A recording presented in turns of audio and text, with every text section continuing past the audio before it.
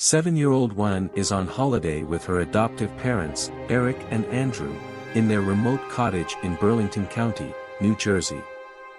During her stay, Wan is approached by a mysterious stranger named Leonard. At first charming, Leonard says he needs the help of Wan and his parents to save the world. As the two spend time together catching grasshoppers, Wan gets suspicious when 3 other people present themselves with makeshift weapons. Wan runs off to warn Eric and Andrew, but the visitors break into the cabin before tying them up, Eric suffering a concussion. Leonard and his companions Sabrina, Adrian, and Redmond claim to have never met before this day and have no intention to harm the family, but in the last week, they have been compelled by visions and an unknown power to find the family. The group foresees a coming apocalypse in which Leonard claims that the oceans will rise, a plague will descend, the sky will fall, and finally an unending darkness will descend.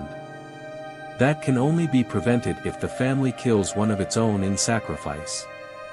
They are warned that, although they will survive the apocalypse, if they do not choose, they will be doomed to be the last living. Eric and Andrew think the group is lying and that the attack is based on hatred and illusions. When the family refuses to choose, visitors practice a strange ritual in which Redmond covers his head with a rag and they beat him to death with their guns. Eric, who has a concussion, believes to see a figure of light while Redmond dies. On television, the media reported devastating tsunamis, which Leonard said was the beginning of the apocalypse. Andrew comes to believe that Redmond is in fact Jeff O'Bannon, a homophobic who assaulted him in a bar years ago, for whom he went to prison. Andrew believes O'Bannon tracked him down for revenge. Leonard, Sabrina and Adrian wonder if Andrew is right and grapple with their guilt, but say they believe their visions. They reveal that Redmond's death has temporarily delayed the apocalypse. The next day, the invaders sacrifice Adrian while Eric and Andrew refuse to choose a sacrifice. Disasters continue to plague the world. Andrew insists that disasters are a coincidence and that visitors were waiting for scheduled news broadcasts. Andrew manages to escape and gets his gun back in the car and shoots Sabrina until she escapes. Andrew went back inside the house.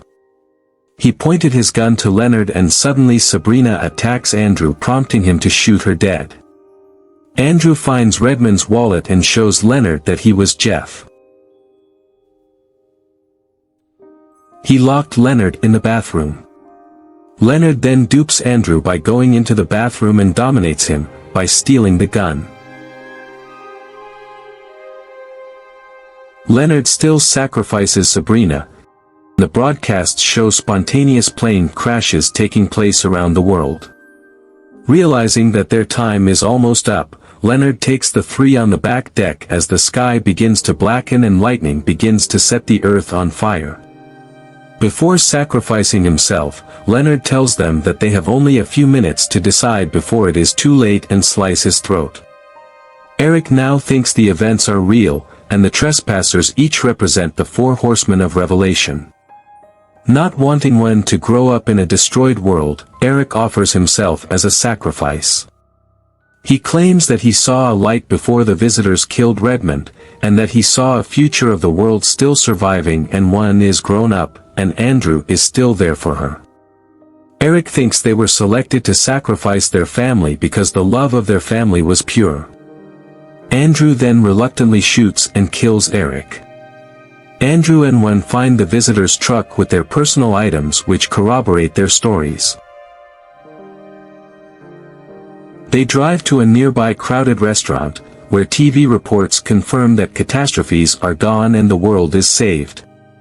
Returning to the truck, the radio turns on and plays "Boogie Shoes" by KC and the Sunshine Band, the song Eric played for them on their drive to the cabin, as the two drive back into the world.